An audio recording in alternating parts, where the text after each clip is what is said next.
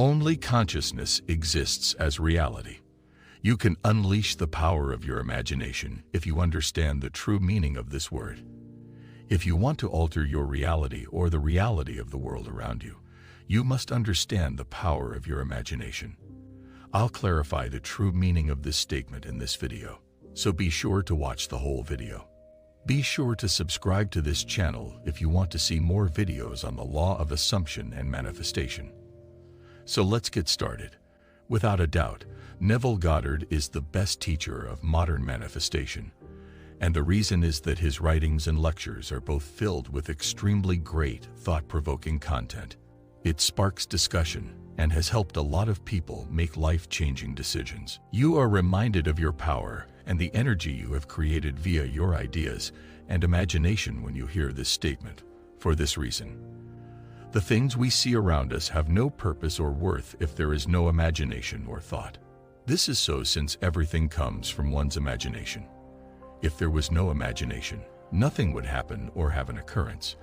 If anything or an activity is first imagined in our imaginations, we would then perform the particular action or finish the particular task.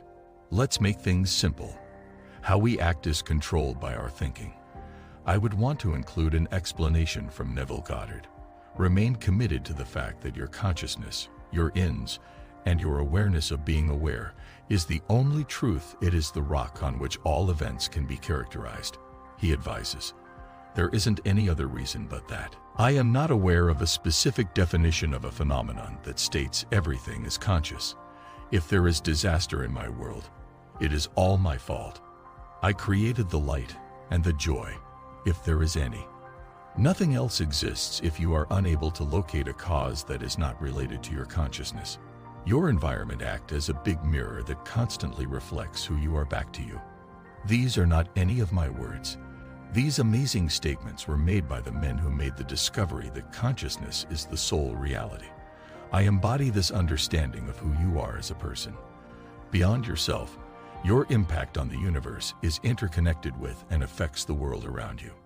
Your environment, as well as each other, everything else, and the things you interact with all have an effect. You appear to be blocked off from other people or things that are found elsewhere. But in reality, everything around you is tied to you. Everything in this world includes you, and without your consciousness, nothing would exist. You won't be able to interact with things or converse with other people without consciousness. To put it another way, if your consciousness didn't exist, neither would things or people. If you're unsure of what I'm saying or have any doubts, think about quantum physics. Each atom, according to quantum theory, has subatomic waves of probability that, when observed, collapse and become quantum particles. Quantum physics, in other words, shows that what appears to be solid and objectively real is not merely what is observed that seems to acquire shape, but rather that form is dependent upon that observation. It's now fascinating to see how closely the claim made by Neville Goddard matches the quantum physics law. Using quantum physics, Neville Goddard's assertion is confirmed. According to quantum physics, what you are aware of is real for you. If you aren't aware of something, it doesn't exist for you. Another fact is that you have control over your consciousness. Additionally, you have the choice to widen your consciousness. The decision to do so is entirely yours.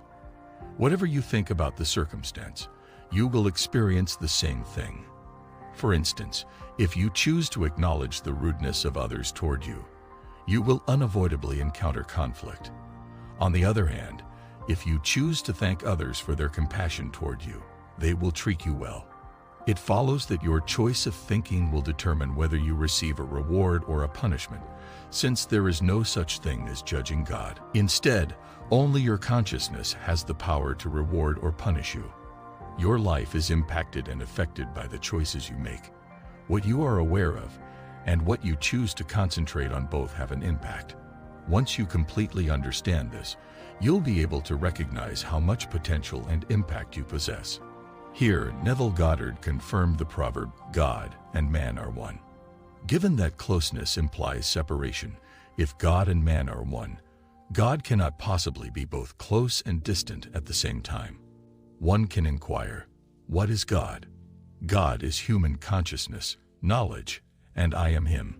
It indicates that you are the architect of your reality and not constrained by your physical limitations, not your physical body, but your mind. You are aware and in the moment, and the world wouldn't exist without you. The world is you. Being aware of both your body and mind right now will make it the simplest for you to understand this concept. Although you might think that this is all you have, you are actually not limited by your body, your thoughts, or the people that are aware of you.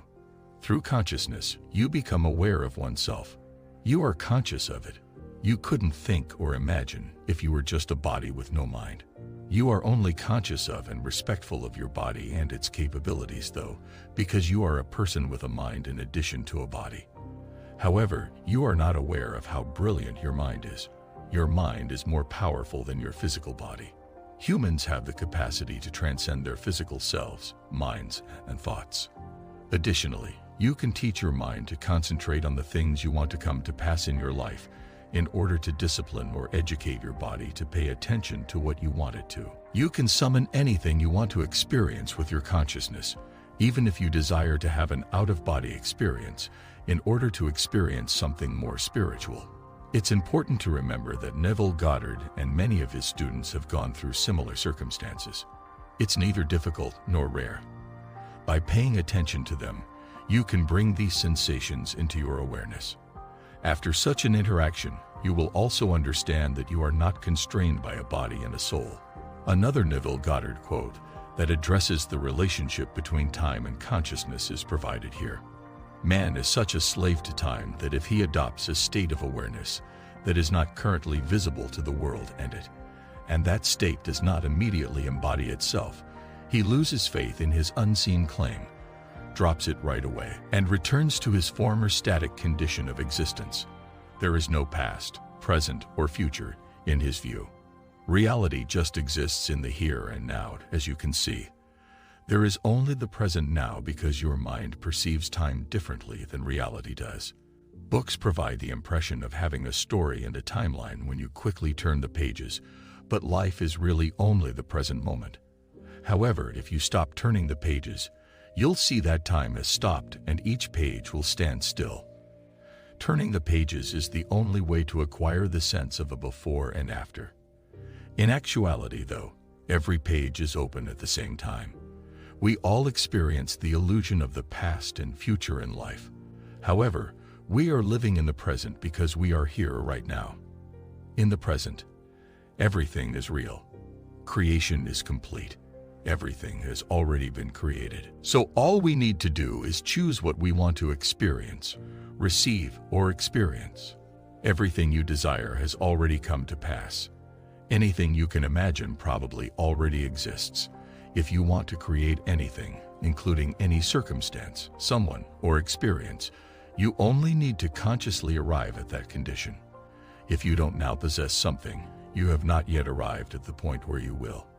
Therefore, if you want to manifest that particular object, you must consciously enter a condition of owning it. And you'll need to be persistent in such circumstance.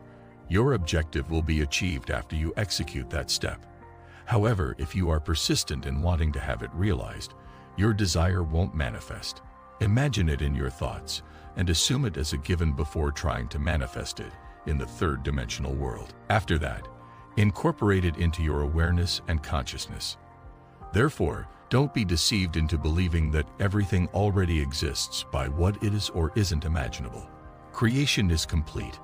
Everything has already been created. Why are you pursuing your goal when it has manifested, as you can see?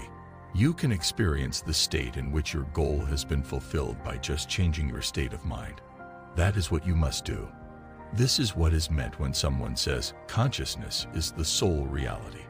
Your desire is already genuine and present. Therefore, there is no need for you to worry about it.